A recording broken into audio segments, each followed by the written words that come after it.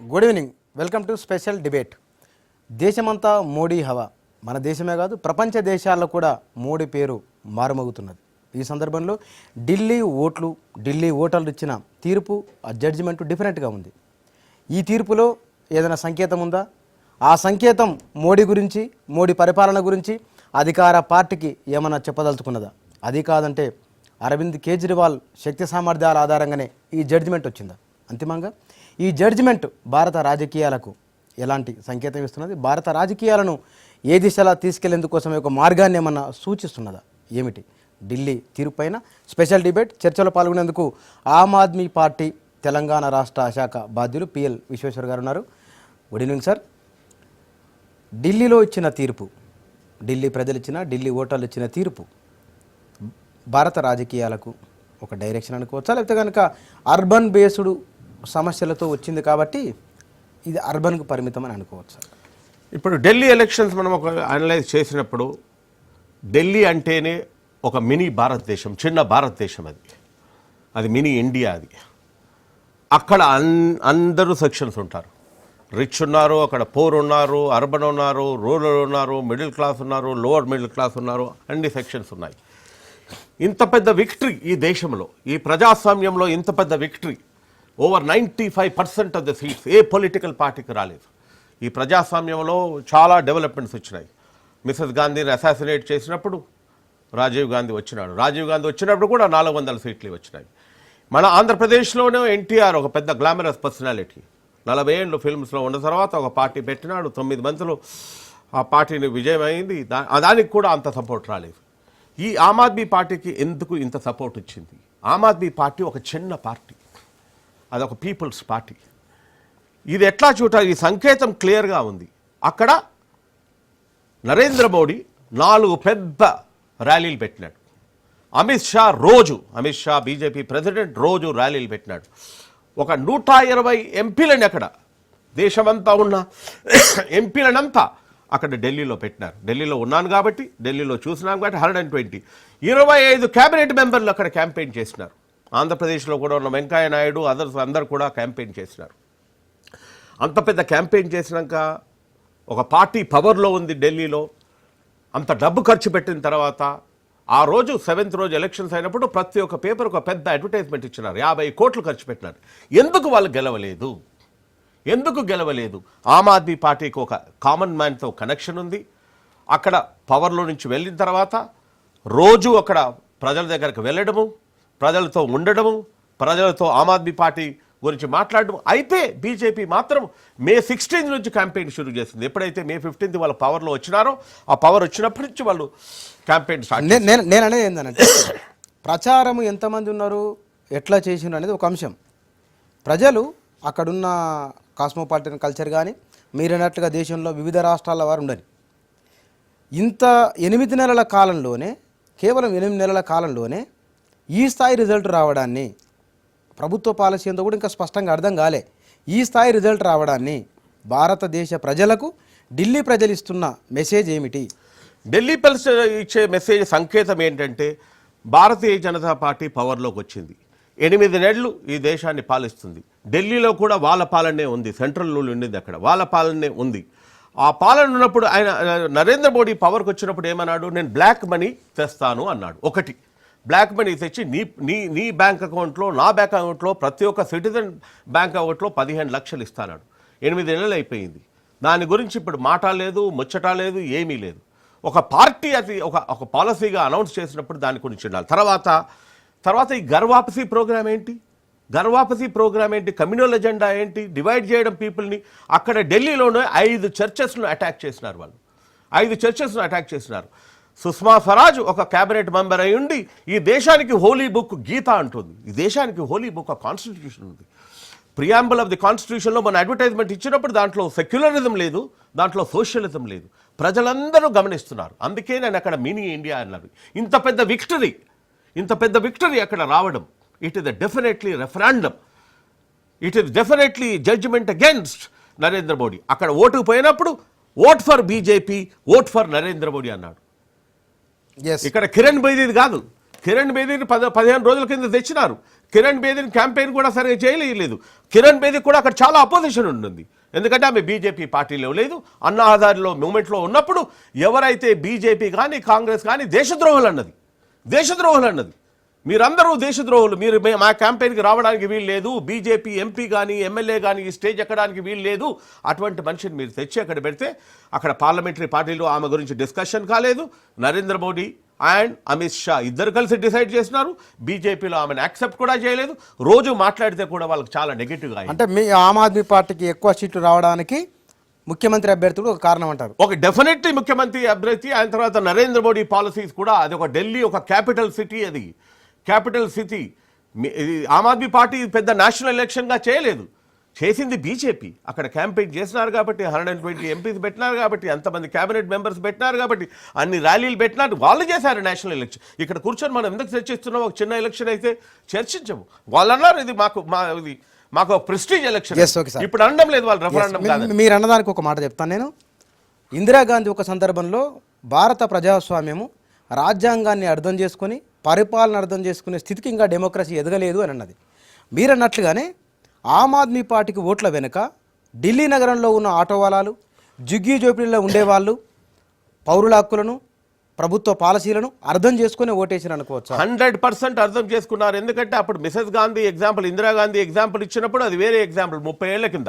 ఇప్పుడు ఒక social media ఉంది, ఇప్పుడు 24/7 ఛానల్స్ ఉన్నాయి, ప్రజలకు తెలుసు, SMS ఉన్నది, మొబైల్స్ ఉన్నాయి, దాంట్లో కూడా క్యాంపెయిన్ అవుతుంది. నరేంద్ర మోడీ కూడా సోషల్ మీడియా యూజ్ చేశాడు, ఆమ్ ఆద్మీ పార్టీ కూడా సోషల్ మీడియా యూజ్ చేసింది. క్యాంపెయిన్ చేసినాము, ప్రజల దగ్గరికి వెళ్ళినాము, ప్రజలకు తెలుసు. ఒకవేళ నరేంద్ర మోడీ పాలసీస్ వాళ్ళు ఒప్పుకుంటే ఇంత విపరీతమైన ప్రపంచంలో కానీ దేశంలో కానీ ఇండియాలో ఇంత పెద్ద జడ్జిమెంట్ ఎప్పుడు రాలేదు. 70 సీట్లు కాంటెస్ట్ చేస్తే 67 సీట్లు ఇక్కడ వచ్చినాయి. క్లాస్ లేదు, ఐడెంటిటీ లేదు, కులం లేదు, వర్గం లేదు, ఏమీ లేదు. No caste, no class, across every one they have given a party to the reflection on Narendra Modi policies. అదొకటి. ఇంకోటి ముఖ్యమైనది చెప్పేదంటే ఆమ్ ఆద్మీ పార్టీ చిన్న పార్టీలు వచ్చినాయి కాబట్టి ప్రజాస్వామ్యకు ఒక అర్థం ఉంది. డబ్బు లేకపోయినా నువ్వు ప్రజలతో ఉండి ప్రజల గురించి మాట్లాడితే గెలుస్తావు. ఈ ఆమ్ ఆద్మీ పార్టీకి డబ్బు ఏమీ లేదు. ఎలక్షన్ కమిషన్ చెప్పింది కూడా మేము ఖర్చు పెట్టలేదు, అంత డబ్బు కూడా మా దగ్గర లేదు. బీజేపీ పార్టీకి విపరీతమైన డబ్బు ఉంది. ఎక్కడైనా ఇప్పుడు ఒక ఎమ్మెల్యే కావాలంటే 50 crores ఖర్చు పెట్టాలి. మన తెలంగాణలో కూడా చూసినాం, ఆంధ్రాలో కూడా చూసినాం. ఒక ఎంపీ కావాలంటే 100 crores ఖర్చు పెడుతున్నాం. అంత డబ్బు ఏమీ లేదు. సో డెమోక్రసీకి ఒక అర్థం దొరికింది ఇక్కడ. చిన్న పార్టీలో జాయిన్ కావచ్చు, చిన్న పార్టీలో పని చేయొచ్చు, డబ్బు అవసరం లేదు, నీకు ఒక ఇండస్ట్రీ ఉండకూడదు, నీకు ఒక కార్పొరేట్ కూడా అవసరం లేదు. నువ్వు ఒక పీపుల్స్ మ్యాన్ అయితే నువ్వు ఒక రైట్ టు ఇన్ఫర్మేషన్ యాక్ట్ కానీ, రైట్ టు ఎడ్యుకేషన్ కానీ, ఒక దళిత్ మూమెంట్లో ఉంటావు కానీ, ఒక సోషల్ మూమెంట్లో ఉంటావు కానీ, సివిల్ రైట్స్ మూమెంట్లో ఉన్నావు, హ్యూమన్ రైట్స్ మూమెంట్లో ఉన్నా ఈ పార్టీలో వచ్చి జాయిన్ కావచ్చు.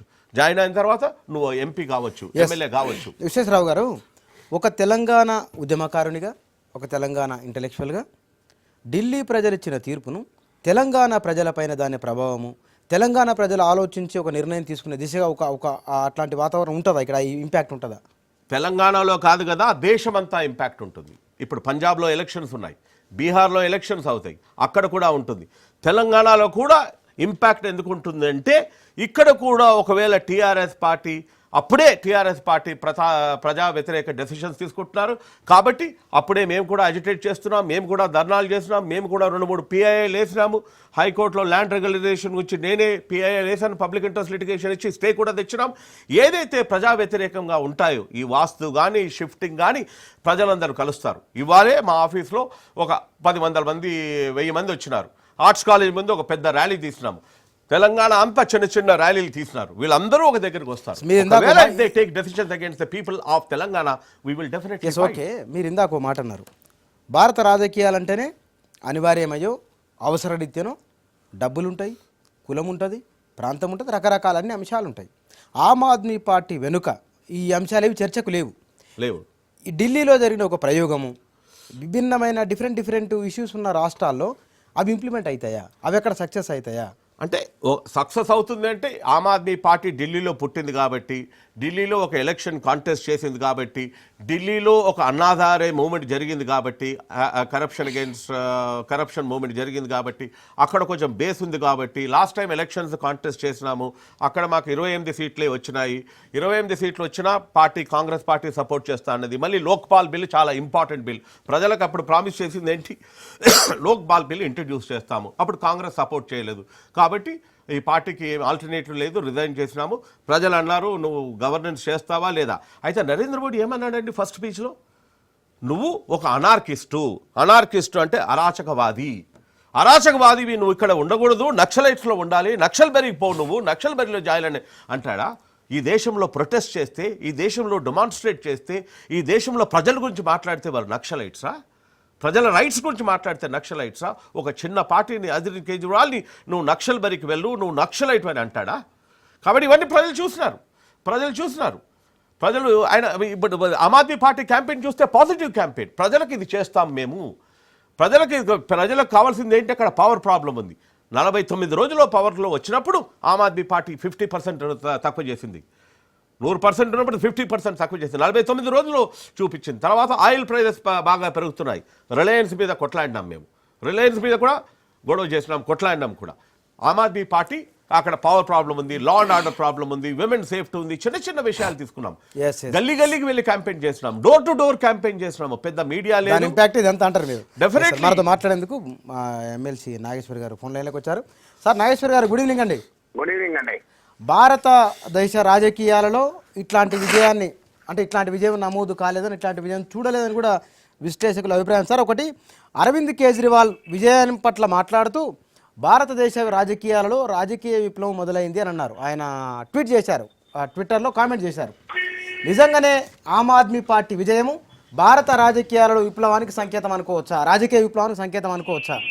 అంటే ఒకటి, ఇలాంటి రాజకీయ విజయాన్ని చూడలేదు. ఈ 7 నెలల్లోనే బీజేపీ ఇంతటి ఘోర పరాజయం పొందుతుందని కూడా ఎవరు చూడలేదు. అందువల్ల ఇంతటి విజయమే కాదు, ఇంతటి పరాజయం కూడా ఎప్పుడు చూడలేదు మనం. 46% ఓటింగ్ తెచ్చుకున్న బీజేపీ 2014 ఎన్నికల్లో ఢిల్లీలో కేవలం 7 నెలల్లో 32% పడిపోయింది ఓటింగ్. 2013లో 33% ఓటింగ్ ఉండే, అప్పటి ఓటింగ్ కన్నా కూడా 1% పడిపోయింది. 2014 జనరల్ ఎన్నికల్లో 60 స్థానాల్లో మెజారిటీ ఉండే, అసెంబ్లీ స్థానాల్లో. పార్లమెంట్ ఎన్నికల్లో మొత్తం 7 సీట్లు గెలుచుకున్నారు. ఇవాళ 3 స్థానాలకు పడిపోయింది. 60 నుంచి 3 స్థానాలకు 7 నెలల కాలంలో పడిపోవడం కూడా నిజంగా రాజకీయంగా ఒక భూకంపం లాంటిది. అయితే ఆమ్ ఆద్మీ పార్టీ విజయం ఖచ్చితంగా దేశంలో ఒక క్లీన్ పాలిటిక్స్ ఉండాలి, ఒక హానెస్ట్ పాలిటిక్స్ ఉండాలి, నిజాయితీతో రాజకీయాల్లో డబ్బు కాదు రాజకీయాల్లో విలువలు ఉండాలి అని ఆశించే వారికి ఒక పెద్ద ఉత్సాహాన్ని ఇస్తుంది. కొన్ని పరిమితులు ఉండొచ్చు, ఆమ్ ఆద్మీ పార్టీలో పరిమితులు ఉన్నాయి, అరవింద్ కేజ్రీవాల్ విధానాల్లో పరిమితులు ఉన్నాయి. కానీ ఎన్ని పరిమితులు ఉన్నా కూడా ఇది ఒక నూతన రాజకీయ సంస్కృతిని ప్రజలు హర్షిస్తారు, ప్రజలు ఆహ్వానిస్తారు అన్న దాన్ని తెలియజేస్తుంది. కనుక ఆ మేరకు చాలా ఆరోగ్యకరమైన ప్రజాస్వామిక మార్పు ఇది. రాజకీయ విప్లవం అందామా అంటే దీని పరిణామం రేపు దేశవ్యాప్తంగా ఎలా ఉంటది అనేది చూసిన తర్వాత మనం మాట్లాడగలం. కానీ సార్, మీరు అన్నట్లు ఇందాక పర్సెంటేజ్ని మీరు అన్నారు. అధికారంలోకి వచ్చిన భారతీయ జనతా పార్టీ 8 నెలల కాలంలోనే ఢిల్లీలోనే 7 ఎంపీ సీట్లు ఉన్నప్పటికీ కూడా, బలమైన బేస్ ఉన్నప్పటికీ కూడా కేవలం 3 స్థానాలకే పరిమితం కావడాన్ని దేశ రాజధాని ప్రజలు మొత్తం దేశ రాజకీయ వ్యవస్థకి ఇస్తున్న సంకేతం ఏమిటి అనుకోవచ్చు? ఏంటంటే రాజకీయాలు అనేది పార్టీలను విభజించి చీల్చి పార్టీలలో ఉన్న అసమ్మతి ఉపయోగించి రాజకీయాల్లో గెలవాలనుకోవడం, విజయాల్ని అలా ఉత్పత్తి చేయాలి అనుకునేటువంటి ఒక అవకాశవాద రాజకీయాలు చెల్లవు అని ప్రజలు తీర్పు చెప్పారు. రెండవది, విధానాలు కాకుండా వ్యక్తులపై దాడి, వ్యక్తులపై విమర్శలతోనే రాజకీయాలు చేయాలనుకునే వారిని చెల్లవు అని ప్రజలు తీర్పు చెప్పారు. మూడవది, దిగుమతి చేసుకున్న నాయకులతో పార్టీలకు ప్లాస్టిక్ సర్జరీ చేయడం సాధ్యం కాదని ఢిల్లీ ప్రజలు తీర్పు చెప్పారు. నాలుగవది, అభివృద్ధి ప్రజల ఆకాంక్షలు అనే ఎజెండాతో గెలిచి 40 మందిని పుట్టియాలా 10 మందిని పుట్టియాలనే ఒక పనికిమాలిన దివాలా కోరు ఎజెండాను దేశ రాజకీయాలపై తెస్తే ఈ దేశ ప్రజలు సహించరు. ఈ దేశ లౌకిక ప్రజాస్వామిక పునాదులను పెకిలించాలని చేసే ఏ కుతంత్రాలని భారత ప్రజలు అంగీకరించరు. అందులో హిందువులు అసలే అంగీకరించరు. లౌకిక వ్యవస్థనని చెప్పి ఈ ఎన్నికలు మరోసారి రుజువు చేశాయి. అంటే ఢిల్లీ ప్రజలు ఇచ్చిన తీర్పు అది కాస్మోపాలిటన్ సిటీ, వివిధ రకాల ప్రజలు ఉంటారు, ప్రధానంగా మధ్యతరగతి, ఎగువ మధ్యతరగతి ఉంది, పేదవాళ్ళు అంతే ఉన్నారు. కానీ మిగతా రాష్ట్రాలతో పోలిస్తే కనుక, మిగతా అర్బనైజేషన్తో పోలిస్తే కనుక కొంత తేడా ఉంటుంది కదా, దీని ప్రభావం ఉంటుంది అనుకోనికే. ఆ వ్యత్యాసాన్ని ఏ ఎన్నిక మరో ఎన్నికకు పోలిక కాదు, ఏ రాష్ట్రము మరో రాష్ట్రానికి పోలిక కాదు. దేశమంతా మోడీ గెలిచారు, తెలంగాణలో బీజేపీకి ఒక సీటే వచ్చింది. అందువల్ల ఏ ఎన్నికలు కాదు. 37 పాటు పశ్చిమ బెంగాల్లో మార్క్సిస్టులు విజయం సాధించి వచ్చారు. పక్కనున్న ఒడిశాలో ఒక్కరోజు గెలవలేకపోయాను. అందువల్ల రాజకీయాలు ఎప్పుడూ కూడా ప్రోటోటైపులు కావు. అందువల్ల ఆమ్ ఆద్మీ పార్టీ ఢిల్లీలో గెలిచిందంటే ఆటోమేటిక్ గా రేపు జిహెచ్ఎంసీలో గెలుస్తుంది, తెలంగాణలో గెలుస్తుంది, ఆంధ్రలో గెలుస్తుంది ఎవరన్నా భ్రమపడితే అది అవివేకమవుతుంది. అయితే ఆ ప్రభావం ఉంటుంది. ఆ ప్రభావం ఉన్నంత మాత్రాన్ని ఎన్నికల్లో గెలవరు. ఆ ప్రభావం, మోడీ ప్రభావం దేశమంతా ఉన్నా తెలంగాణలో చూపలేకపోయింది. ఆఖరికి ప్రజలు తెలంగాణ ఇచ్చినట్టు కాంగ్రెస్ పార్టీని కూడా తిరస్కరించారు. అందువల్ల ఇది ఒక రాజకీయ వాతావరణాన్ని సృష్టిస్తుంది. డబ్బులతోనే రాజకీయాలు చేయాల్సిన అవసరం లేదు, విలువలతో రాజకీయాలు చేయొచ్చు అనేటువంటి ధైర్యాన్ని ఇస్తుంది. అందువల్ల ప్రజలు ఎప్పుడు కూడా మంచి రాజకీయాల్ని ఆహ్వానిస్తారు. అవకాశాలు ఉన్నాయి, అసలు అవకాశాలు లేవు, రాజకీయాలు నశించిపోయాయి, చెడిపోయాయి, దుర్మార్గం అయిపోయాయని మనం అనుకుంటాం. అది నిజమే, కాదని లేదు. కానీ ఎప్పుడో ప్రజలు ఒకసారి చైతన్యాన్ని ప్రదర్శిస్తారు. అందరికీ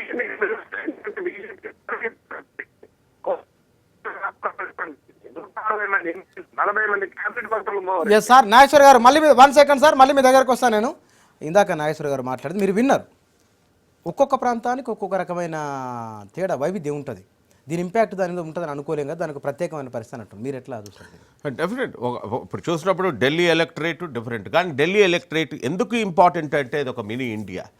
భారతదేశంలో అది ఒక పొలిటికల్ క్యాపిటల్ కాబట్టి ఆ పొలిటికల్ క్యాపిటల్లో ఇంత పెద్ద విక్టరీ వచ్చింది. ఈ ఇంపాక్ట్ మళ్ళీ పంజాబ్లో ఉంటుందా? ఈ ఇంపాక్ట్ పంజాబ్లో ఎలక్షన్స్ అవుతున్నాయి, మళ్ళీ బీహార్లో ఎలక్షన్స్ అవుతాయి నవంబర్లోనో అక్టోబర్లోనో. ఆ ప్రభావం ఉంటుందా అంటే ఆ ప్రభావం ఉండదు.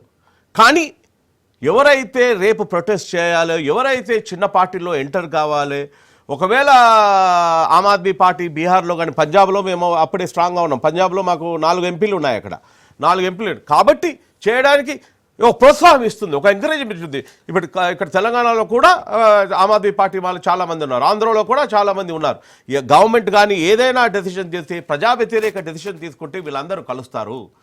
ఆమ్ ఆద్మీ పార్టీ అందరూ కలిసి ఒక ప్రొటెస్ట్ చేయడానికి కానీ, డెమాన్స్ట్రేట్ చేయడానికి, ప్రజాస్వామ్యంకు ఒక లెసన్ చూపించింది.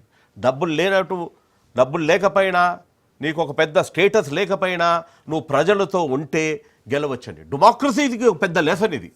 మనం అందరం ఏమనుకుంటాం, ఒక ఎంపీ కావాలి, ఎమ్మెల్యే కావాలంటే ఇది ఉండాలి, అది ఉండాలి, మనకు డబ్బులు ఉండాలి, కార్లు ఉండాలి, అది ఉండాలని.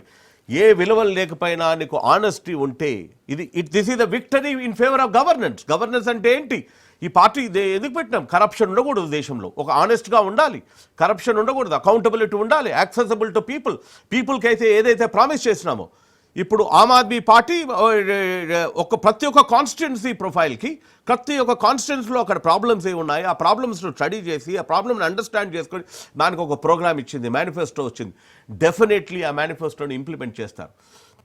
ఎందుకంటే మన పవర్లో వచ్చినప్పుడు కూడా చాలామంది క్రిటిసైజ్ చేస్తారు. ఢిల్లీలో మాట్లాడినప్పుడు మీకు పవర్ ఇచ్చినాం కదా, పవర్ ఇస్తే మీరు వచ్చేస్తున్నారు. ఆ పవర్ ఇచ్చినప్పుడు 28 ఉన్నారు, ఇప్పుడు 67 ఉన్నారు.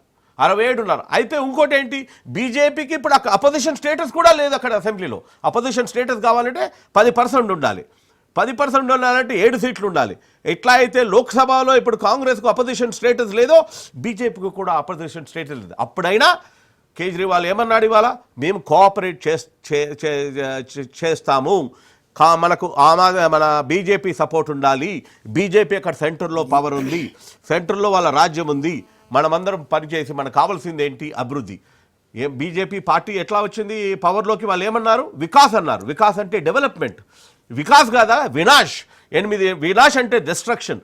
8 నెలల నుంచి ఏం చేస్తున్నావు? నీ అజెండా ఏంటి? గర్వాపతి అజెండా, ఒక కమ్యూనల్ అజెండా. 8 మంది పిల్లలు ఉండాలి, 6 మంది పిల్లలు ఉండాలి, చర్చిలోనూ డ్యామేజ్ చేయడం. ఓకే, ఈ ఆర్గ్యుమెంట్ అంత ఒకటి. రెండవది, మీ పార్టీకి సంబంధించిన నాయకుడు ఒక ఆయన మాట్లాడుతున్న సందర్భంలో కమ్యూనిస్టు పార్టీలు చేయాల్సిన పనిని, కమ్యూనిస్టు పార్టీల ఎజెండాను ఆమ్ ఆద్మీ పార్టీ క్యారీ చేయబోతున్నది ముందు ఆ గ్యాప్ను ఫిలప్ చేస్తుందని అన్నారు. నిజమేనా అది? అట్లా ఉందా స్కోపు? అంటే కమ్యూనిస్ట్ పార్టీ కానీ సిపిఐ కానీ సిపిఎం కానీ మన ఒక ఎజెండా తీసుకున్నప్పుడు వాళ్ళది ఒక పీపుల్స్ ఎజెండా. ఈ పార్టీస్ కూడా ఏంటి పీపుల్స్ ఎజెండా, ప్రజలకు కావాల్సింది మాట్లాడుతున్నాం. ఆర్టీఐ మూమెంట్లో ఉన్నాడు కేజ్రీవాల్. ఎట్లా వచ్చినాడు కేజ్రీవాల్? పాపులర్ ఫిగర్లు, రైట్ టు ఇన్ఫర్మేషన్ యాక్ట్లో ఉన్నాడు, రైట్ టు ఇన్ఫర్మేషన్ యాక్ట్లో పని చేస్తున్నాడు, కరప్షన్ గురించి పని చేస్తున్నాడు. సిపిఐ కూడా రైట్ టు ఇన్ఫర్మేషన్ కావాలి, కరప్షన్ ఉండకూడదు, మనం ప్రజల్లో ఫేవర్గా ఉండాలి, యాంటీ గ్లోబలైజేషన్ ఆ ఉండాలి. గ్యాప్ను ఫిలప్ చేస్తుందా? ఆ గ్యాప్ని ఫిలప్ చేస్తుందా అంటే ఇప్పుడు పవర్లో వచ్చినాము, ఢిల్లీలో ఒక పాలన ఇవ్వాలి, మంచి పాలన ఇవ్వాలి, ఆనెస్ట్ పాలన ఇవ్వాలి, తప్పకుండా ఇస్తారు. 49 రోజుల్లో ఇచ్చినప్పుడు పవర్ ప్రైజెస్ 5 రూపాయలు ఉంటే దాన్ని 2 రూపాయలు చేస్తున్నారు, చూపించినారు. అది తప్పకుండా చేస్తుంది. అదే కాకుండా అదే చిన్న పార్టీలు కూడా సిపిఐ కానీ సిపిఎం కానీ టుమారో డిస్కస్ చేసిన తర్వాత మనకు అందరికీ ఒక కామన్ ఎజెండా ఉంటే, ఇప్పుడు టీఎంసీని తృణమూల్ కాంగ్రెస్ సపోర్ట్ అడిగినామా? మమతా బెనర్జీ సపోర్ట్ ఇచ్చింది. సిపిఐని సపోర్ట్ అడిగిందా? ఆమ్ ఆద్మీ పార్టీ అడగలేదు, సిపిఎం ఇచ్చింది. లాలూ ప్రసాద్ యాదవ్ ఆర్జేడీ ఇచ్చింది, ములాయం సింగ్ యాదవ్ సపోర్ట్ ఇచ్చింది. ఎందుకు ఇస్తున్నారు వాళ్ళందరూ? ఈ అందరూ ఈ దేశంలో విపరీతమైన కమ్యూనల్ ఎజెండా వస్తుంది, ఈ బీజేపీది ఒక సెక్యులర్ ఎజెండా ఉండాలి దేశానికి, కాబట్టి అందరూ వస్తున్నారు. కాబట్టి కూర్చొని nation is more important, national ideology is more important. Sir Nageswar garu, చెప్పండి. కమ్యూనిస్టు పార్టీలు గడిచిన 50-20 సంవత్సరాలుగా కమ్యూనిస్టు పార్టీలు ఒక ఆల్టర్నేటివ్ పాలిటిక్స్, ప్రత్యామ్నాయ రాజకీయ విధానంతో తెర మీద ఉన్నాయి. కానీ ఇవాళ అవి కొంత వెనకపట్టు పట్టినాయి కాబట్టి ఆ గ్యాప్ను ఆమ్ ఆద్మీ పార్టీ ఫిలప్ చేస్తుంది అనే ఒక గ్యారంటీ ఇస్తున్న ఒక అభిప్రాయం బయట ఉంది.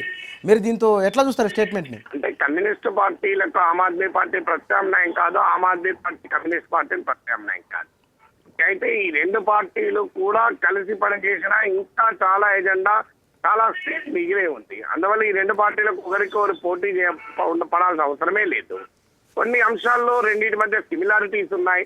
ఇప్పుడు ఉదాహరణకు వ్యాపార వర్గాలు, రాజకీయము కలిసిపోయింది, కార్పొరేట్ రాజకీయం, ఆశ్రిత పెట్టుబడిదారు విధానం, క్రోనీ క్యాపిటలిజం ఉంది. దీనికి వ్యతిరేకంగా ఫైట్ చేయాలనే విషయంలో వామపక్షాలు, ఆమ్ ఆద్మీ పార్టీ ఒకే విధానం ఉంది. కానీ అసలు ఈ మొత్తం ఉదారవాద ఆర్థిక విధానాలనే వ్యతిరేకించాలి అనేది వామపక్షాల విధానం. ఆ విషయంలో ఆమ్ ఆద్మీ పార్టీ రాజకీయ వ్యాపారంలో ప్రభుత్వం ఉండాల్సిన అవసరం లేదు అనే అభిప్రాయం వ్యక్తం చేసింది. అందువల్ల లెఫ్ట్ కు వామపక్షాలు ఒక లెఫ్ట్ ఐడియాలజీకి కమ్యూనిస్ట్ పార్టీలు ప్రాతినిధ్యం వహిస్తుంటే, Aam Aadmi party left of the centre అకు ప్రాతినిధ్యం వహిస్తుంది. భారత రాజకీయాల్లో ఇటీవల కాలంలో left of the centre political spectrum చాలా బలహీనపడింది. లెఫ్ట్ ఉంది, రైట్ ఉంది, కానీ సెంటర్ లో లెఫ్ట్ ఆఫ్ ద సెంటర్ లేదు, రైట్ ఆఫ్ ద సెంటర్ పెరిగిపోయింది.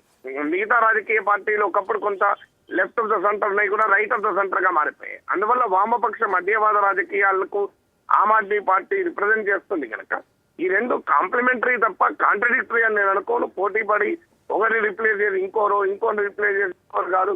దేశంలో ఇలాంటి అనేక ప్రయోగాలు వర్దిల్లాలి. ప్రజలకు అనుకూలంగా ప్రత్యామ్నాయంగా ఎన్ని బలహీనతలున్నా, ఎన్ని పరిమితులున్నా వాటిని మనం ఆహ్వానించాలి. Thank you sir. నాగేశ్వర్ గారు ఫోన్ లైన్లోకి వచ్చి మాట్లాడేందుకు థ్యాంక్ యూ అండి. మనతో పాటు డిబేట్లో జాయిన్ అవుతున్నారు లోక్ సత్తా జాతీయ నాయకులు, అధినేత జయప్రకాష్ నారాయణ గారు. సార్ గుడ్ ఈవినింగ్ అండి. జేపీ గారు, ఆమ్ ఆద్మీ పార్టీ విజయం దేశ ప్రజలకు, ప్రధానంగా మీలాంటి వాళ్లకు, ప్రజల తరఫున ఉద్యమాలు చేస్తున్న వాళ్లకు ఎలాంటి సిగ్నల్ ఇచ్చింది, ఎలాంటి సంకేతం ఇచ్చిందని మీరు అనుకుంటున్నారు? ఈ దేశంలో ప్రస్తుతం ఉన్న రాజకీయ సంస్కృతి, ఈ సాంప్రదాయ పార్టీలు ఏ పార్టీ అయినా కూడా, దేశంలో ఏ ప్రాంతంలో ఉన్నా కూడా, అది కేవలం ధనిక రాజకీయం, దోపిడీ రాజకీయం, అవినీతి రాజకీయం, దాని చుట్టూ తిరుగుతుంది. లేకపోతే వంశపారంపర్య కుటుంబ రాజకీయం. ఇదంటే దేశంలో ఆలోచించే వాళ్ళకి, యువతకి, మధ్యతరగతికి, పేద కుటుంబాలకి, ముఖ్యంగా పట్టణవాసులకి విపరీతమైన వెగట కలుగుతున్నది. అందరి మనసుల్లో ఉంది. దానికి ఒక గొప్ప ఊతాన్ని ఇచ్చింది ఢిల్లీలో ఉన్న ప్రత్యేక పరిస్థితుల వల్ల. ఢిల్లీలో అక్కడ ఆదాయం కానీ, లేకపోతే అక్కడ అక్షరజ్ఞానం ఎక్కువ ఉండటం చేత, రాజకీయ పరిణతి కొంచెం మిగతా ప్రాంతాల కంటే ఎక్కువ ఉండటం చేత, పార్లమెంటుకి పంచాయతీకి తేడా తెలియడం చేత, అక్కడ గట్టి ఉద్యమాలు, అవినీతి వ్యతిరేక ఉద్యమాలు కానీ, లేకపోతే మహిళల భద్రత కోసం ఉద్యమాలు కానీ బాగా బలంగా జరగడం, మీడియా అద్భుతంగా గత 3-4 ఏళ్లుగా ఢిల్లీలో చిట్టుకుమన్నా కూడా దేశమంతా కూడా విపరీతమైన ప్రచారం ఇచ్చి ఈ ఉద్యమకారులకు బోల్డంత ఊతం ఇవ్వడం చేత, కాంగ్రెస్ పార్టీ అంతర్ధానం కాబట్టి వివిధ పరిస్థితులు వచ్చి ఓ గొప్ప మార్పుకి నాంది పలికినాయి. కాబట్టి ఎన్నికల్ని మామూలు గెలుపు ఓటంగా భావించకూడదు. ఇది ఢిల్లీ నగర ఎన్నికైనప్పటికీ కూడా దేశ రాజకీయాన్ని ప్రభావితం చేసే మౌలికమైనటువంటి మార్గం దీనిలో ఉన్నది. ఖచ్చితంగా కాలక్రమేణా ఈ దేశం మొత్తంలో ఈ రాజకీయ మార్పు వచ్చి తీరుతుంది. ఈ పార్టీ ఆ పార్టీ ఏ పార్టీ మనం పక్కన పెట్టేద్దాం, కానీ ఈ సంస్కృతి పోవాలి. ఈ అవినీతి సంస్కృతి, డబ్బుల సంస్కృతి, ఈ దోపిడీ సంస్కృతి, ఈ అధికార కేంద్రీకరణ సంస్కృతి పోవాలి. దానికి అతీతంగా నిజంగా జనం చుట్టూ తిరిగే రాజకీయం, జనాన్ని కేవలం ఓటర్లుగా, ఓటు బ్యాంకులుగా భావించకుండా జనాన్ని భాగస్వాములు చేసే రాజకీయం కావాలి. దానికి ప్రతినిధిగా ఇవాళ ఆప్ ముందుకొచ్చింది. దాన్ని ప్రజలు ఆదరించారు. కాబట్టి ఖచ్చితంగా దీనివల్ల ప్రజాస్వామ్యం మరింత వికసించాలి, పరిణతి చెందాలి, మళ్ళీ కొత్త తరం రాజకీయం రావాలి, కొత్త సంస్కృతి రావాలని కోరుకునే వాళ్ళందరికీ కూడా ఇది చాలా గొప్ప ఆశని, ధైర్యాన్ని ఇస్తుంది. కొత్త రాజకీయానికి గట్టి పునాదులు ఇస్తుంది. సార్, ఒకానొక సందర్భంలో నరేంద్ర మోడీ కానీ లేదా మిగతా బీజేపీ నాయకులు అన్నది అరవింద్ కేజ్రీవాల్ అనార్కిస్టు, ఈయన ధర్నాలు చేస్తారు, ప్రజలకు ఆటంకం కలిగిస్తారు, నిరసన రూపాలు వేరువేరుగా ఉంటాయి అని చెప్పి అన్నారు. అట్లాంటి వ్యక్తినే దేశ రాజధాని ప్రజలు ముఖ్యమంత్రి పీఠంపై కూర్చోబెట్టడం, మొత్తంగానే బీజేపీని స్వీప్ చేయడాన్ని ఎట్లా అర్థం చేసుకోవాలి? ఇప్పుడు ఆప్లో 2 రకాలు ఉన్నాయి. ఒకటి అధికార వికేంద్రీకరణ, కొత్త రాజకీయ సంస్కృతి, జనం చుట్టూ తిరిగే రాజకీయం, నిజాయితీ అయినటువంటి పాలన, అవినీతి లేనటువంటి రాజకీయం, పరిపాలన. ఇది 100% ప్రజలు అందరూ కోరుకుంటున్నారు. కాదని వాళ్ళు ఉంటారా? బీజేపీ గాని, కాంగ్రెస్ గాని, టీడీపీ గాని, వైకాపా గాని ఈ అవినీతితో ములుగు తెరుతున్న వాళ్ళు కూడా కావాలన్నట్టు కాదంటారా? అదే సమయంలో కేజ్రీవాల్లో గాని లేకపోతే ఆమ్ ఆద్మీ పార్టీలో కొన్ని లోపాలు కూడా ఉన్నాయి. ఉదాహరణకి గతంలో ఇప్పుడు ఇవాళ ఆప్లో ఉన్న నాయకులందరూ కూడా ఐఏఎస్ ఉద్యమంలో పాల్గొని మేము రాజకీయ పార్టీలో చర్చనా చేరం, రాజకీయ పార్టీ ఏర్పాటు చేయం, రాజకీయంలోకి దిగం, అంతకంటే ప్రమాదం మరొకటి లేదు, ఒకవేళ పొరపాటు రాజకీయంలో దిగితే చెప్పెట్టు కొట్టండి అన్నారు కేజ్రీవాల్తో సహా. తర్వాత తప్పు సవరించుకున్నారు. అదే రీతిన అరాచకవాదం అన్నమాట వాస్తవం. నేను దాన్ని పూర్తిగా వ్యతిరేకిస్తున్నాను. అప్పుడు ఇప్పుడు కూడా దాన్ని మార్చుకోవాలి. వాళ్ళు మార్చుకోకుంటే ప్రజలు బుద్ధి చెప్తారు. అట్లాగే తాత్కాలికమైన తాయిలాలు ఇచ్చి సంప్రదాయ పార్టీలాగానే ఫ్రీగా కరెంట్ ఇస్తా, ఫ్రీగా నీళ్లు ఇస్తా, అది కరెక్ట్ అయిన రాజకీయం కాదు. అది గ్రామీణ ప్రాంతాల్లోనే దానిలో పొరపాట్లు ఉన్నాయని చెప్పి అనుకుంటుంటే, దేశంలో అన్నిటికంటే సంపన్నమైన నగరం ఢిల్లీ నుంచి పెద్ద సబ్సిడీలు జాతీయ స్థాయి దేశానికి సంకేతం ఇస్తున్నారు. అవి పొరపాట్లు. అందుకోసం ప్రజలు ఓటేలా ఈ రాజకీయం మారాలను ఓటేశారు. ఈ దుష్ట రాజకీయం అంతం కావాలా, కొత్త తరం రాజకీయం కావాలని చెప్పని కొత్త మార్కు రాజకీయానికి జనం మద్దతు తొలికారు. కానీ మనం ఆ మాత్రం చేత రాజకీయ పార్టీలో ఉన్న ప్రతి చెడుని ప్రజలు సమర్థించినట్టు కాదు. ఇప్పుడు బీజేపీకి మద్దతు ఇచ్చినట్టు, అధికార కేంద్రీకరణ మద్దతు ఇచ్చినట్టు కాదు, దేశం మొత్తాన్ని స్వరంసహాధికారం చేసుకోమని మద్దతు ఇచ్చినట్టు కాదు, హిందుత్వానికి మద్దతు ఇచ్చినట్టు కాదు. మంచి పాలన ఇవ్వండి, మీరు సమర్థమైనటువంటి ఆర్థిక విధానాలు చేపట్టి దేశ ఆర్థిక వ్యవస్థను పెంచండి, ఉపాధి కల్పించడానికి మద్దతు ఇచ్చారు. నరేంద్ర మోడీ విశ్లేషించకుండా వ్యక్తిగతమైన మ్యాండేట్ గానో లేకపోతే వేరే రకమైన మ్యాండేట్ గానో ప్రమాదం అవుతుంది. నరేంద్ర మోడీ పరిపాలన బాగా లేదని ఒక సంకేతాన్ని ప్రజలు ఇచ్చిరని అనుకోవచ్చా? లేదు. ఎందుకంటే ఢిల్లీ నగరంలో పరిపాలన వేరు, జాతీయ స్థాయి ఎన్నికలు వేరు. ఢిల్లీ నగర ప్రజలు మిగతా దేశంలో అన్ని ప్రాంతాల కంటే పరిణతి ఉన్నవాడు కాబట్టి దీనికి తేడా తెలుసు. మీరు లేకపోతే ఏమనుకోవాలంటే ప్రతి ఎన్నికల్లో ప్రజలు మనసు మార్చుకుంటాం అనుకోవాలా. ఏడాది క్రితం అరవింద్ కేజ్రీవాల్కి దాదాపు ఎన్నికల్లో గెలిచేంత మద్దతు ఇచ్చారు. వేరే పార్టీతో కలిసి ఆయన ప్రభుత్వం ఏర్పాటు చేశారు, పడిపోయింది. ఆ తర్వాత లోక్సభ ఎన్నికల్లో పూర్తిగా తిరస్కరించారు. మళ్ళీ ఇప్పుడు పూర్తిగా ఆమోదించారు. అంటే రోజుకు క్షణం మార్చుకుంటున్నారు జనం అభిప్రాయాన్ని. పొరపాటు. జాతీయ స్థాయిలో నరేంద్ర మోదీ ఆర్థిక వ్యవస్థను బాగు చేయండి, మీరు ఉపాధిని పెంచండి, పేదరికాన్ని ఆ రకంగా పారద్రోలండి, తాత్కాలిక తాయిలాలతో కాదు, కులం మతం విభేదాలతో కాదు. రెండోది మంచి పాలన ఇవ్వండి, అవినీతిని పోగొట్టేందుకు మీరు జాతీయ స్థాయిలో గట్టి ప్రయత్నాలు చేయండి అని చెప్పాను. అంతేగాని ఢిల్లీ నుంచి రాష్ట్రము, నగరము, జిల్లా, పంచాయతీ ప్రతి చోట సర్వసహాధికారం మీదే కావాలి, గుత్తాధిపత్యం కావాలని ఆయన ఒకటి ఇవ్వాల. అందుకని మన ఎన్నికల్లో నరేంద్ర మోదీ గారు ఆయన ప్రతిష్టని ఢిల్లీ ఎన్నికల కోసం పెట్టడం చాలా పొరపాటు. జేపీ గారు ఒకప్పుడు మీరు బహిరంగంగా నేను దేశమంతా ప్రకటించాను 15 ఏళ్ల క్రితమే. అదే రీతిన ఇవాళ ఆమ్ ఆద్మీ పార్టీ కొత్త రాజకీయ సంస్థలు కావాలి, అధికార వికేంద్రీకరణ కావాలంటుంది. అది వాస్తవం. రెండు కావాలి. ఆర్థిక ప్రగతి, మంచి పాలన కావాలి, అధికార వికేంద్రీకరణ, కొత్త రాజకీయం కావాలి. ఒకదానికి విరోధం కూడా చాలా పొరపాటు. దానిలో ఆ భాగాన్ని స్వీకరించాలి, దీనిలో ఈ భాగాన్ని స్వీకరించాలి. అమెరికాలో బారాక్ ఒబామాకు 2 సార్లు పెద్ద ఎత్తున మద్దతు ప్రజలు గెలిపించారు. అదే ప్రజలు అమెరికన్ కాంగ్రెస్ 2 సభల్లో కూడా ఆ పార్టీకి మెజారిటీ లేకుండా చేశారు. అమెరికాలో రాష్ట్రాల్లో 133 రాష్ట్రాల్లో వేరే పార్టీకి అధికారం ఇచ్చారు. అంటే అర్థం ప్రజలకు బుద్ధి లేదనా కాదు. అక్కడ అవసరాలు వేరు, అక్కడున్న విధానాలు వేరు, వాళ్ళు చేసే పని వేరు, ఇక్కడున్న విధానాలు వీళ్ళు చేసే పని వేరు. నాయకత్వం వేరు. ఇంకోటి విరోధంగా భావించకూడదు. ప్రొఫెసర్ పిఎల్ విశ్వేశ్వరరావు గారు మీతో మాట్లాడతారట. జేపీ గారు, మీరు దోపిడీ రాజకీయాలు అంటున్నారు. ఒకప్పుడు మీరు కూడా నరేంద్ర మోడీని సపోర్ట్ చేశారు కదా. లాస్ట్ టైం ఇక్కడ ఆంధ్రప్రదేశ్ లో ఎలక్షన్స్ అయినప్పుడు మీరు కాంటెస్ట్ చేసినప్పుడు ఎంపీకి ఓట్ ఫర్ జేపీ, ఇది ఓట్ ఫర్ మోడీ అన్నారు కదా, ఓట్ ఫర్ బీజేపీ అన్నారు. అప్పుడు దోపిడీ రాజకీయం లేదా? ఇప్పుడు this election, do you think is not a reflection on Narendra Modi's anti-people activity, communal agenda, polarizing this country. Sir JP గారు వెయిట్. దయచేసి వినండి. ప్రజలు నరేంద్ర మోదీకి పోలరైజేషన్ కోసం పట్టం కట్టలేదు. ఆర్థిక విధానాల్ని స్పష్టంగా తీసుకొచ్చి దేశంలో ఆర్థిక ప్రగతి కోసం, ఉపాధి కోసం తీసుకొచ్చారు.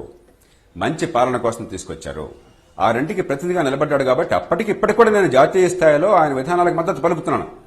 అదే సమయంలో ఈ పార్టీలన్నింటిలో కూడా వివిధ కారణాల వల్ల, ఈ పార్టీలు చెడ్డమని మనం ఎవరు అంటలా, మీలాంటి వాళ్ళు, నాలాంటి వాళ్ళు, కొంచెం రాజకీయం లోతు తెలిసిన వాళ్ళు ఊరికి వీళ్ళందరూ దొంగలు అనరు. వివిధ కారణాల వల్ల, ఈ దేశంలో ఉన్న పరిస్థితుల వల్ల ఈ ఊబిలో కూరుకుపోయారు. ఇది తప్ప, ఈ డబ్బులు పంచితే తప్ప, మీరు ప్రజలకి తాత్కాలిక తాయిలు ఇస్తే తప్ప, ఏదో రకంగా మాయ చేస్తే తప్ప, ఎమోషన్ చేస్తే తప్ప గెలుపు లేదని చెప్పిన భావానికి వచ్చి పిచ్చి పిచ్చి జరుగుతున్నాయి. అది కాదు, దేశం పరిణతి చెందుతోంది. పార్టీల కంటే సమాజం ముందుంటున్నది, కనీసం ఢిల్లీ లాంటి చోట్ల. దీన్ని మార్చాలని సంకేతం వస్తుంది. కాబట్టి నరేంద్ర మోదీ ఆర్థిక విధానాలకి, నరేంద్ర మోదీ స్వచ్ఛమైన పాలన ఇస్తాను, అవినీతి అంతం ఇస్తాను దానికి ఇప్పటికీ నేను మద్దతు ఇస్తున్నాను. అంటే అర్థం అధికార కేంద్రీకరణ మద్దతు ఇస్తున్నాను కాదు, అధికార వికేంద్రీకరణకి, కొత్త రాజకీయ సంస్థకి మద్దతు ఇస్తున్నాను. ఈ రెండు కావాలి మనకి. ఢిల్లీలో అది కావాలి, గల్లీలో ఇది కావాలి. రెంటిని మనం కలిపి తీసుకురావాలి. అంతేగాని దేశం మొత్తంలో ఢిల్లీ నుంచి గల్లీ దాకా అన్ని చోట్ల ఒక నరేంద్ర మోదీ ఉండాలి, మరొక చాలా పొరపాటు ఆలోచన. అందుకనే ఢిల్లీ ఎన్నికల్లో నరేంద్ర మోదీ గారి ప్రతిష్టను పణంగా పెట్టడం రాజకీయంగా వ్యూహాత్మక తప్పిదం. దేశ ప్రయోజనాలు రీత్యా పార్టీ ఏమవుతుందో మనకు అనవసరం, వాళ్ళ ఇష్టం అది. కానీ దేశ ప్రయోజనం వచ్చే వ్యూహాత్మక తప్పిదం. అంతే తప్ప దీన్ని బ్లాక్ అండ్ వైట్ గా చూడడం పొరపాటు అవుతుంది. ఖచ్చితంగా పాత రాజకీయ సంస్కృతిని ప్రజలు నిర్ద్వంద్వంగా తిరస్కరించారు. ఏ పార్టీ అయినా కూడా కులం, మతాలని, ప్రాంతాలని ప్రజారాజ్యంలో ఇప్పటివరకు రాలేదు కదా. ఇంత పెద్ద విజయం, ఇంత పెద్ద విక్టరీ ప్రజారాజ్యంలో 65 రాలేదు కదా. 95% సీట్స్ అక్కడ గెలిచారు కదా. నరేంద్ర మోడీ నాలుగు పెద్ద ర్యాలీలు పెట్టారు. 120 మంది ఎంపీలు ఉన్నారు. 25 మంది కేబినెట్ మెంబర్స్ క్యాంపెయిన్ చేసినారు. Do you think it is not against Narendra Modi's social or political and economic agenda? Visweswara garu, ప్రజలు ఇంత పెద్ద ఎత్తున దేశ రాజధానిలో ఒక మార్గాన్ని చూపెట్టారంటే దాని స్వారస్యం అర్థం చేసుకోమని ఈ పార్టీలను నేను కోరుతున్నాను. అంతేగాని ప్రతి ఎన్నిక కూడా, ఇప్పుడు ఎన్టీ రామారావు గారికి 1983లో గానీ 1994లో గానీ బ్రహ్మాండమైన మద్దతు వచ్చింది. ఎంజీ రామచంద్రన్ గారికి మరి తమిళనాడులో బ్రహ్మాండమైన మద్దతు వచ్చింది. ఇటీవల గుజరాత్లో, మన గుజరాత్ కాదు, మన పేరేమిటి, బీహార్లో మన నితీష్ కుమార్ గారికి బీజేపీ కలయికి బ్రహ్మాండమైన మద్దతు వచ్చింది. కాబట్టి మన ప్రజాస్వామ్యంలో 45-46% ఉన్నా కూడా ఓ సీట్లు తగ్గిపోతే పెద్దది కాదు. అంతకంటే ముఖ్యం, ఈ వేళ ఇంత డబ్బు ప్రభావాన్ని, సంప్రదాయ రాజకీయ ప్రభావాన్ని, దీని నుంచి బయటపడలేమన్న నిరాశని, నిస్పృహని జయించి కొత్త రాజకీయ సంస్కృతి కావాలి అని ప్రజలు గట్టిగా మద్దతు పెరగడం గొప్ప విశేషం. సంతోషంగా మెచ్చుకోవాలి, ఆహ్వానించాలి. దాన్ని ఏ రకంగా తీసుకోవాలి దేశవ్యాప్తంగా ఆలోచించాలి. జేపీ గారు, ఆమ్ ఆద్మీ పార్టీ కంటే కాస్త ముందుగానే, పాస్ అయింది ఒక 8 సంవత్సరాల ముందుగానే ఆల్టర్నేటివ్ పాలిటిక్స్ పైన మాట్లాడింది మీరే. కానీ ఆమ్ ఆద్మీ పార్టీకి అదేవిధంగా లోక్ సత్తాకు మధ్య అంటే వ్యత్యాసం ఏముంది? ఎందుకోసమని అక్కడ ట్రెమండస్ రిజల్ట్ రాగలిగింది? ఆంధ్రప్రదేశ్ ఉమ్మడి రాష్ట్రంలో ఒకప్పుడు, ఇవాళ 2 రాష్ట్రాలు అనుకోండి, ఉమ్మడి రాష్ట్రంలో మీరు చేసిన ప్రయోగం ఎందుకోసమని ఆ స్థాయిలో కాకపోయినా సరే ఒక ప్రభావం చూపించే శక్తిగా మీరు ఎందుకు రాలేదు? మంచి ప్రశ్న ఇది, మంచి ప్రశ్న. 3 అంశాలను మనం తీసుకోవాలి. ఒకటి, భారతదేశం రాజ్యాంగం రీత్యా, చట్టం రీత్యా ఒక దేశం కావచ్చు, కానీ యూరోప్లో ఉన్న 30-40 దేశాల కంటే సంక్లిష్టమైంది. కాబట్టి ఒక మౌలిక రాజకీయ సంస్కృతి మార్చడం కోసం పోరాటం. ఆమ్ ఆద్మీ గెలుపు అన్నది కేవలం ఈ పార్టీ బదులు ఆ పార్టీ వస్తే మీకు నాకు ఆసక్తి లేదు. రాజకీయ సంస్థని మార్చే దిశగా వెళుతుంది కాబట్టి ఆసక్తి ఉంది. కాబట్టి చరిత్రాత్మకంగా రాజకీయ సంస్థ మార్చడం దేశవ్యాప్తంగా ఒక్కరోజు జరగదు. ఇది ఒక తరం కాలం పోరాటం. ఢిల్లీలో ఈవేళ 6 పరిస్థితులు కలిసి వచ్చినాయి. అక్కడ ఆదాయం కానీ లేకపోతే విద్య కానీ ఎక్కువ ఉన్నది. అక్కడ రాజకీయంగా మిగతా దేశంలో ఇతర ప్రాంతాలు చూస్తే పరిణితి ఉన్నది. అక్కడ కులము, మతం, ప్రాంతము రాజకీయాన్ని పెద్దగా ప్రభావితం చేసే పరిస్థితులు లేవు. కాబట్టి ఆ ఉన్మాదంలో కూరుకుపోయి, ఉద్రేకంలో కూరుకుపోయి ఆలోచించే శక్తి నశించే పరిస్థితి అక్కడ లేదు. కాంగ్రెస్ పార్టీ అంతర్ధానం అయిపోయింది. దానివల్ల ఒక రాజకీయ శూన్యత ఏర్పడింది. అక్కడ జరిగినటువంటి, ఢిల్లీయే దేశంలో అధికార కేంద్రం కాబట్టి అక్కడ వచ్చినటువంటి అవినీతి వ్యతిరేక లేకపోతే మహిళల భద్రత కోసం వచ్చిన ఉద్యమాల చుట్టూ అక్కడ పార్టీ, అక్కడ సంస్థాగతంగా వెళ్ళిన అవకాశం దక్కింది. ఇవన్నీ కలిపి మనం చూడాలి. అంతే తప్ప ఇది ఒక్కరోజు అన్ని చోట్ల రాదు. కానీ ఖచ్చితంగా ఢిల్లీలో ఉన్న భావం దేశంలో అన్ని ప్రాంతాల్లో, మీ మనసులో నా మనసులో ఉంది. కాబట్టి కాలక్రమేణా నగరాల్లో ప్రారంభమై ఇది ఓతం బాగా ఇస్తుంది. ఖచ్చితంగా నగరాల్లో మరింత పెద్ద ఎత్తున వస్తుంది, గ్రామాలకు విస్తరిస్తుంది. ఈ దేశంలో ఇవాళ సంప్రదాయ పార్టీల గుండెలు గుబేలమంటుంటే నేను గ్యారంటీగా చెప్తాను మీకు. నా కొడుకులు కూతుళ్లు రావాలా, నేను కులం మొత్తం ప్రాంతం ఉపయోగిస్తాను, తాత్కాలికమైన తాయిలాలు వేస్తాను, డబ్బు సంచుల్ని తీసుకొస్తాను, దేశాన్ని దోచుకు తింటాను, ఇది నా సామ్రాజ్యం అనే ధోరణిలో ఉన్న రాజకీయంలో ఉన్న వాళ్ళందరికీ కూడా బయటకు మాటలేం చెప్పినా కూడా మనకు నూకలు జరుగుతున్నాయనే భయం ఉంటుంది. దీన్ని ఆపడం కోసం కుట్రల కుతంత్రాలు ఆలోచిస్తుంటారు. కాబట్టి ఖచ్చితంగా దేశంలో మార్పుకి ఇది ఒక బలమైనటువంటి సంకేతం. ఒకటిపల్లి నేను గెలిస్తే ఒక్కరోజు అనేది విజయం కాదు, ఒక్కరోజు ఆమ్ ఆద్మీ పార్టీ వస్తే విజయం కాదు. ఇవన్నీ కూడా మార్పుకి సంకేతాలు. ఖచ్చితంగా దేశంలో మార్పుకి ఇది గట్టి ఓతాన్ని ఇచ్చింది. విశ్వేశ్వరరావు గారు, అవునన్నా కాదన్నా ఇవాళ కార్పొరేటు సంబంధించిన కొన్ని శక్తులే పరిపాలనను, పాలసీలను ప్రభావితం చేస్తున్నాయనేది బహిరంగ విమర్శ, ఆరోపణ ఉంది. ఆమ్ ఆద్మీ పార్టీ పైన ఆరోపణ కాదు, అది వాస్తవం అనుకోండి. ఆమ్ ఆద్మీ రూల్ చేస్తున్నాయి దేశాన్ని. మీపైన ప్రభావం ఉండదా? మీరు దాని ప్రభావానికి లోను గారా? గ్యారంటీ ఏమిటి?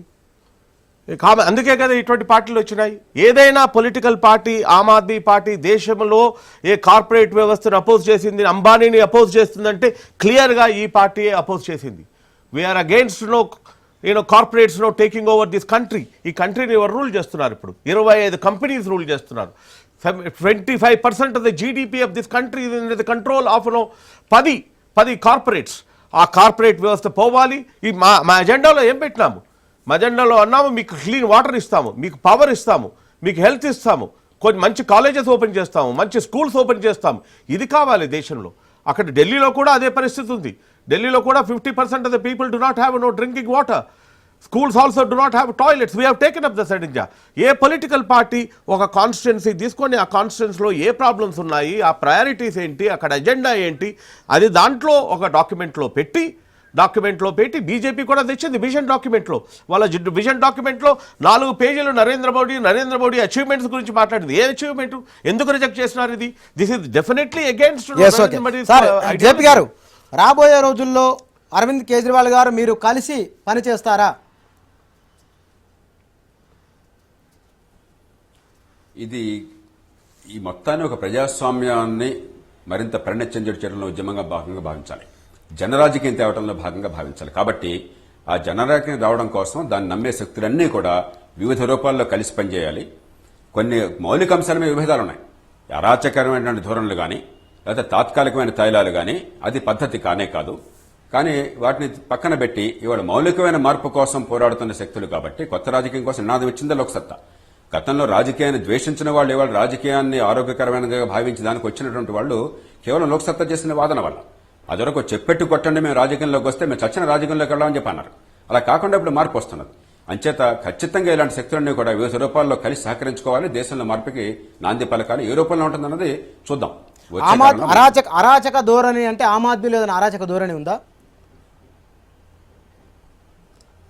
ఇప్పుడు ప్రజాస్వామ్య సమాజంలో మీకు స్వేచ్ఛ, వాక్ స్వాతంత్రము, ఓటు వేసే హక్కు ఉన్నప్పుడు మొట్టమొదటి నుంచి లోక్సత్తా నిర్ద్వందంగా చెప్తోంది, ఆచరిస్తోంది. రోడ్లను అడ్డుకోవటము, యాగీ చేయటము, తిట్టుడు రాజకీయం చేయటం అనేది ప్రజాస్వామ్య రాజకీయంలో పరిణతి చెందిన పద్ధతి కాదు. అన్ని పార్టీలు దీన్ని అనుసరిస్తున్నాయి, ఆమ్ ఆద్మీ కూడా దాన్ని అనుసరిస్తున్నమాట వాస్తవం. అది సరైన పద్ధతి కాదు. కానీ దానిలో ఉన్నటువంటి మంచి, వాళ్ళు పోరాడుతున్న మంచి ఈ కొన్ని పొరపాట్ల కంటే చాలా ఎక్కువ. కాబట్టి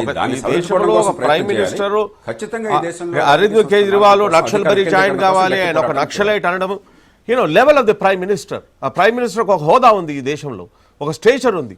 ఆయన ఫస్ట్ ర్యాలీలో మాట్లాడుతూ అరవింద్ కేజ్రీవాల్ ఇక్కడ ఉండకూడదు, నక్సలైట్స్ లో జాయిన్ కావాలి. జేపీ గారు అన్నది ధర్నాలు చేసి ప్రజా జీవనానికి ఆటంకం కలిగించొద్దు కదా అంటున్నారు. ఆటంకం ఎప్పుడు? ధర్నా ఎందుకు చేసినాము? కొంచెం కాన్ఫ్లిక్ట్ ఉంది కాబట్టి చేసినాము. ఇప్పుడు చాలా మంది అడుగుతున్నారు, ఎందుకు పవర్ ఎందుకు వదిలిపెట్టినారు మీరని. ఇవాళ అంటున్నాము ఫెవికాల్ పెట్టుకొని పవర్లో ఉంటాం. ప్రజలందరూ అది కూడా తీర్పిచ్చినారు.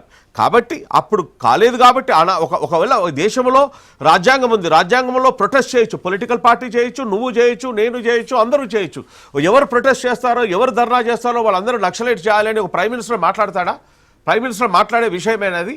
ఈయన ఒక అర్బన్ టెర్రరిస్టు, అర్బన్ నక్సలైట్ అంటాడా? దాన్ని అజెండా పెట్టి ఫస్ట్ ర్యాలీలో అట్లా మాట్లాడినాడు ఆయన. ప్రైమ్ మినిస్టర్ మాట్లాడొచ్చా? ఒక ప్రైమ్ మినిస్టర్ ఈ దేశానికి ఒక ప్రైమ్ మినిస్టర్ అయినప్పుడు ప్రపంచమంతా నాకు పెద్ద హోదా ఉన్న మనిషి ఆ లెవెల్కి దిగొచ్చా? అది కూడా అడగాలి మనం. సార్ జేపీ గారు విన్నారు కదా, ఇప్పుడు ప్రధానమంత్రి అసలు ఎన్నికల్లో తన ప్రతిష్టని పణంగా పెట్టి జీవనమరణ సమస్యగా చేయటమే శుద్ధ తప్పు.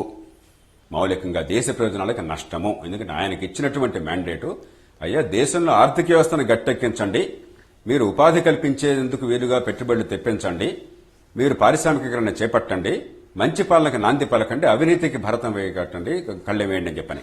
అలా కాకుండా దేశంలో సర్వసహాధికారం కావాలి, గుత్తాధిపత్యం కావాలి, ఢిల్లీ జాతీయ స్థాయి కావచ్చు, రాష్ట్రాలు కావచ్చు, జిల్లాలు కావచ్చు, గ్రామాలు కావచ్చు, పట్టణాలు కావచ్చు, ఢిల్లీ లాంటి నగరాలు కావచ్చు, అన్ని మా చేతుల్లో ఉండాలని చెప్పి అనుకునేటువంటి సంస్కృతి చాలా పొరపాటు. మొనోపలీ పవర్ కావాలి.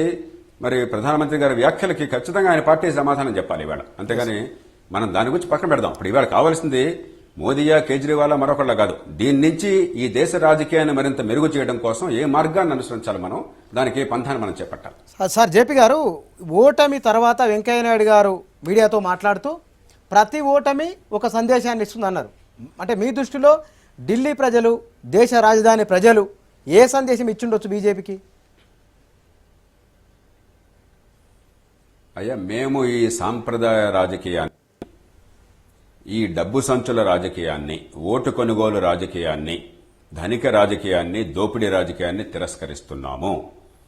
అధికార కేంద్రీకరణ తిరస్కరిస్తున్నాము. జనాన్ని కేంద్ర బిందువుగా చేసి రాజకీయం వాళ్ళ చుట్టూ తిప్పాలి. జనం కేవలం ఓటర్లు కాదు. జనం ఈ రాజకీయంలో, ప్రజాస్వామ్యంలో భాగస్వాములు. జనం సార్వభౌములు కావాలి. జనాన్ని కేంద్ర బిందువు చేసి అధికార వికేంద్రీకరణ చేసి రాజకీయ సంస్థను మార్చేటువంటి ఏర్పాటు కావాలి. అందుకు మీరంతా సిద్ధం కావాలి. ఇవాళ మాకు అవకాశం దొరికింది కాబట్టి స్పష్టంగా చెప్తున్నామని ప్రజలు విస్పష్టమైన తీర్పునిచ్చారు. ఇది ఢిల్లీకి పరిమితం కాదు, దేశ ప్రజల అందరి మనసులో ఉన్న ఆకాంక్షను బయటపెట్టారు. కాబట్టి ఎన్నిక ఢిల్లీ నగరానికి పరిమితమైనా కూడా ఈ ఎన్నికలో ఉన్న సందేశం దేశంలో అన్ని సాంప్రదాయ పార్టీలకు వర్తించేది. వాళ్ళ పంధాన్ని మార్చుకోవాల్సిన అవసరం ఉంది. లేకుంటే చరిత్రలో మౌలికమైన మార్పు రావడానికి అడ్డుకున్న వాళ్ళు అవుతారు, చరిత్రహీనులు అవుతారు. వాళ్ళు ఆ విషయం అర్థం చేసుకుని, ప్రజలు దీన్ని కోరుతున్నారు అర్థం చేసుకుని వెంటనే మార్పు తీసుకొచ్చినట్టయితే ఈ చరిత్రలో ప్రజాస్వామ్యాన్ని మనకి వికసం చేసిన వాళ్ళు అవుతారు. ఏం చేస్తారో నిర్ణయం వాళ్ళు తెలుసుకోవాలి. ప్రజాస్వామ్యంలో డిబేట్ లో పార్టిసిపేట్ చేసిన థ్యాంక్ యూ సార్. బీజేపీకి మంచి సంకేతం ఇచ్చిన ఇద్దరికి థ్యాంక్ యూ వెరీ మచ్ అండి. దేశ రాజధాని ప్రజలు ఇచ్చిన తీర్పు అందరూ భావిస్తున్నట్టుగా, బయట చర్చ జరుగుతున్నట్టుగా భారత రాజకీయాలకు డైరెక్షన్ ఇస్తున్నట్టుగా కనబడుతున్నది. ఇవ్వకపోవచ్చునో కానీ దేశ రాజధాని ప్రజల తీర్పు మాత్రం రాజకీయ వ్యవస్థ ఇది కాదు, మరో విధంగా ఉండాలనే ఒక హిస్టారికల్ జడ్జిమెంట్ ఇచ్చినట్టుగా మనం భావించవచ్చు. బహుశా ఇది భారత రాజకీయాలపైన తన ప్రభావాన్ని కూడా చూపించవచ్చు. Thank you.